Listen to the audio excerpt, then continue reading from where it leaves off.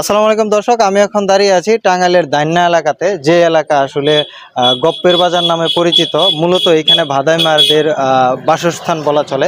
এইখানেই মূলত আহসান আলী ভাদাইমা, যিনি ভাদাইমার মূল শুরু, সেই জায়গাটিতে চলে আসছে। এবং তারপরে উনার সাথেই যিনি ছিলেন রবি চিঙ্গু, উনি আজকে চলে গেছেন পৃথিবী ছেড়ে। তো এইখানে উনাদেরকে নিয়ে যারা কাজ করতেন, যারা হচ্ছে তাদেরকে গড়ার কারিগর বলা যায়, যে পরিচালক যিনি, সেই শরীফ ভাই আছেন আমার সাথে। এবং বর্তমান সময়ের খুবই প্রতিভাবান একজন ভাদাইমা ক্যারেক্টার বলা চলে, মডার্ন ভাদাইমা, উনিও আছে আমার সাথে। তো আমি একটু ওনাদের কাছ থেকে জানবো যে ওনাদের সাথে রবি চিঙ্গুর স্মৃতিচারণ, এবং পরবর্তীতে বাংলাদেশে ওনাদের মতো আসলে কমেডিয়ান, ওনাদের মতো কৌতুক শিল্পী আরও আসবে কিনা, সেই বিষয়টা জানার জন্যই আমি টাঙ্গাইল চলে আসছি। ওনাদের মুখ থেকেই সরাসরি শুনবো, ওনাদের সাথে কথা হবে। এবং রবি চিঙ্গুর পারিবারিক অবস্থা এবং ওনার শেষ পরিণতি আসলে কিভাবে ঘটে, সবকিছুই বিস্তারিত আপনাদেরকে জানানো হবে। ধৈর্য সহ পুরো ভিডিওটি দেখতে থাকুন, আমি ওনাদের সাথে একটু কথা বলে জেনে নেব। আসসালামু আলাইকুম। ওয়ালাইকুম আসসালাম ওয়া রাহমাতুল্লাহি ওয়া বারাকাতুহু। আসলে কেমন আছেন এই কথাটা আজকে বলার কোনো উপায় নেই। আমাদের সকলেরই আসলে মন ভার। এখানে আসার পরে দেখলাম যে পুরো গ্রাম জুড়ে আসলে মানুষের মন খারাপ। এই যে রবি চিঙ্গুর বিদায় হলো, এর আগে আহসান আলীর বিদায় হয়েছে, বাংলাদেশের যে কৌতুকের বড় শিল্পী যারা ছিলেন চলে যাচ্ছেন, টাঙ্গাইলে যাদের অবস্থান ছিল, তো এদের বিষয়ে আসলে পরবর্তীতে আমরা কতটুকু পেতে পারি, মানে এদের মতো হাস্যোজ্জ্বল মানুষ কি আমরা পাবো? আমি যদি এক কথায় উত্তর দেই, আসলে হবে না, আর হবে না। তো আসান ভাই অনলি ওয়ান ম্যান, ওই রবি ভাই অনলি ওয়ান ম্যান, ওনাদের মতো আর কেউ হবে না। তো এখন আর আমরা যারা আছি, তো চেষ্টা করি, অনেকেই চেষ্টা করি, কিন্তু আসলে ওইটা হবে না। যে জিনিস হারাই ফেলাইছি, এটা শত চেষ্টা করলেও আর হবে না। আর তাই যদি হইতো, তো অনেক খ্যাতিমান পরিচালক আছে, তারা ইচ্ছা করলে একজন তৈরি করতে পারতো, একটা রবি চিঙ্কু বা একটা নাইব আলী তৈরি করতে পারতো, বা একটা আসান আলী তৈরি করতে পারতো। এটা হয় না। আমি শরীফ, আমি শরীফই। তোফাজ্জল ভাই, তোফাজ্জল ভাই। আসলে এটা কোনোদিন হয় না। আর এইটা সারা জীবন অপূর্ণতা থাইকেই যাব। এইটার পূরণ করার মতো আর কোনো ব্যক্তি আমি দেখতেছি না।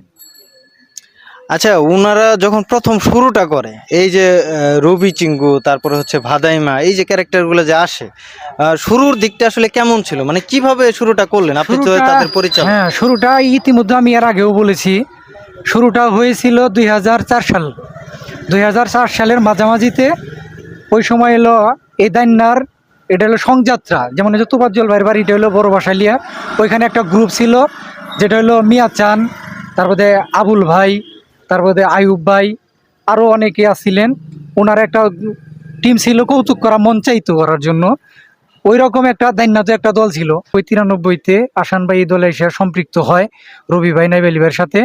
তো উনি যোগ হওয়ার পরে এই দলটা অতিরিক্ত মাত্রায় আরো খ্যাতি অর্জন করে। রবি চিঙ্গু যিনি আজকে বিদায় নিলেন, উনি কি টাকা পয়সার সমস্যার কারণে চিকিৎসা করতে ব্যর্থ হয়েছে, এমন কোনো ঘটনা? না না না না, কারণ রবি ভাই একটা চ্যানেল করছিলেন, একটা না দুইটা চ্যানেল, রবি ভাইয়ের ছেলে ওটা পরিচালনা করে। তো ওই চ্যানেলটার উপরে উনি অনেক ডিপেন্ড করতেন। ইতিমধ্যে মানে মোটামুটি একটা সংসার চালানোর মতো অবস্থা ছিল। অ্যাবিলিটি হয়েছিল, কিন্তু সেটাও থাইমে গেল। আর ওনার পরিবারের সম্পর্কে যদি বলতেন, ওনার পরিবারে কে কে আছে এখন ওনার বর্তমানে? পরিবারে ওনার একজন ছেলে আর দুটি মেয়ে। এই তো, মেয়ে দুটো বিয়ে হয়ে গেছে, ছেলেটা এই তো অনার্স 3rd ইয়ার। এখন আপনি আমাকে একটু বলবেন যে সেই যে ভাদাইমা, সেই পুরোনো দিনের যে ভাদাইমা আমরা যাদেরকে জানতাম, যেমন এই রবি চিঙ্গু ছিলেন, তো আপনারাও তো একটা ভাদাইমা ক্যারেক্টার প্লে করতেছেন বর্তমান সময়ে ইউটিউব ফেসবুকের যুগে। তো আপনাদের সাথে ওনাদের তফাৎ কতটুকু বলে মনে করেন? আসলে ভাইজান, এটা এই বর্তমান থেকে নয়, আমরা অতীত থেকেই এই জগতে সম্পৃক্ত। কারণ আমি ছোটবেলা থেকেই এই সংযাত্রা কিংবা কৌতুক হিসাবে যেটা এখন পরিচিত পেয়েছে সারা ওয়ার্ল্ডে, আমি এটার সাথে আগে থেকেই সম্পৃক্ত। এবং মোটামুটি যখন আমার একটু বয়স হলো, তখন রবি কাকা, তারপরে আহসান কাকা, তারপর যে ভাইজান আছে, আরও কলা কৌশলী আরও যারা আছে, আমি এদের সাথে প্রায় 4 বছর, 4.5 বছর এদের সাথে কাজ করছি। বর্তমান আজকের যে মনের যে অবস্থা, তারপর আসলে আজকে ওই ধরনের কোনো কথা বলার মতন হয়তোবা মন মানসিকতা ওই রকম নাই।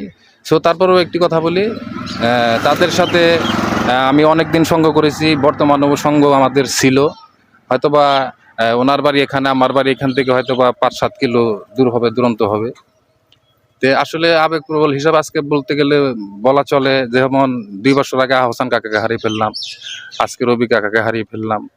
তারপর আমাদের ওইখানেও আরো আমাদের যারা সিনিয়র ব্যক্তিবর্গ ছিল, যেমন আবুল ভাই, তারপরে মুজিবর ভাই, তারপরে আসিল আমাদের এই কোরআন কাকা ছিল। যেরকম সিনিয়র পার্সন আস্তে আস্তে ধরতে গেলে এখন সিনিয়র পার্সন হিসাবে ওই রকম ভাবে একমাত্র নাইব ভাই আছে, তাই না? জি, একমাত্র নাইব আলী ভাই আমাদের মাঝে আছে। তো আসলে এদেরকে হারিয়ে আমাদের লাইফে অনেক কিছুই কমতি পড়ে গেল, কারণ এরা ছিল আমাদের গুরুজন। হয়তোবা আমরা তাদের সাথে যখন কাজ করেছি, অভিজ্ঞতা অর্জন করেছি, এবং তাদের সাথে কাজ না করলেও তাদের কাজ যখন আমরা দেখেছি তারপরে কিন্তু আমাদের একটা অভিজ্ঞতা হয়েছে। তো তাদেরকে আজকে হারিয়ে ফেললাম। তো সবার কাছে আমি একটি রিকোয়েস্ট বলবো, আজকের কথা আমি লং করতে চাইতেছি না। আমাদের অ্যালবাম যারা দেখেন, রবি কাকাকে দেখেছেন, আহসান কাকাকে দেখেছেন, তো সারা ওয়ার্ল্ডের মানুষের কাছে আমার একটাই আকুল আবেদন, সেটা হলো যে তারা মৃত্যুবরণ করেছে। পৃথিবীতেও যেরকম ভালো মানুষ ছিল মানুষের কাছে, এবং তারা পরপারে গিয়েও যেন আল্লাহ তাআলার কাছে ভালো থাকে এবং তারা ভালো অবস্থানে থাকে। আল্লাহ পাক যেন তাদেরকে বেহেশত নসিব করে, এটাই বলবো। আর সবার কাছে আমি রিকোয়েস্ট করে বলবো যে তাদের জন্য দোয়া করবেন, আল্লাহ পাক যেন তাদেরকে বেহেশত নসিব করে। আসলে খুবই সংক্ষিপ্ত করে ফেলতে চাচ্ছি। যদি সংক্ষিপ্ত করে আপনাদের যারা দর্শক আছে এবং যারা রবি চিঙ্গু এবং আহসান আলী বাদামের দর্শক আছে, ওনাদের উদ্দেশ্যে যদি কিছু বলতে চান, আপনি পরিচালক আছেন, আপনার পক্ষ থেকে শুনবো এবং তারপরে আমরা মডার্ন বাদামের পক্ষ থেকে শুনবো। সংক্ষিপ্ত করে যদি কিছু বলেন। তবে যাই হোক, অনেক কথাই বললাম। তো যে মানুষটাকে হারাইছি, এই মানুষটাকে আর কোনোদিন খুঁজে পাবো না। আপনারাও যেমনি পাবেন না, তেমনি আমরাও পাবো না। তো ওনাকে সারা জীবন মিস করে যাব যতদিন পৃথিবীতে আছি। তো ওনার চলার ক্ষেত্রে যদি ভুল ত্রুটি বা ওনার অভিনয়ের মাধ্যমে কেউ যদি কষ্ট পেয়ে থাকেন, অবশ্যই তাকে ক্ষমা করে দিবেন।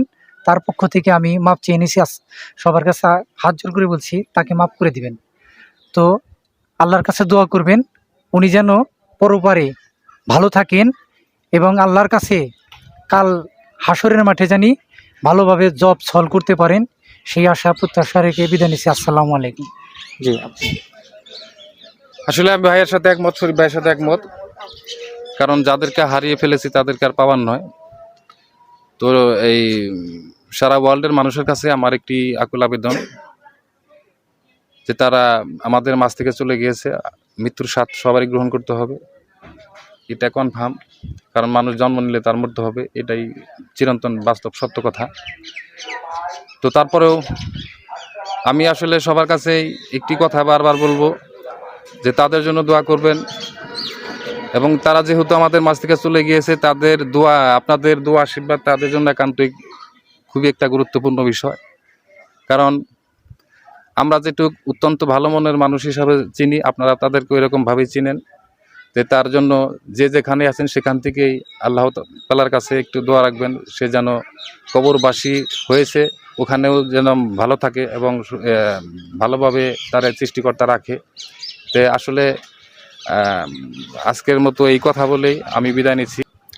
ঠিক আছে দর্শক, আমি এখান থেকে বিদায় নিচ্ছি। আপনারা দেখতে পারলেন যে আসলে আজকের দিনটাতে ওনারা আসলে কথা বলার মুডে নেই, তারপরেও যথেষ্ট চেষ্টা করেছি যে কিছুটা তথ্য আপনাদেরকে জানানোর জন্য।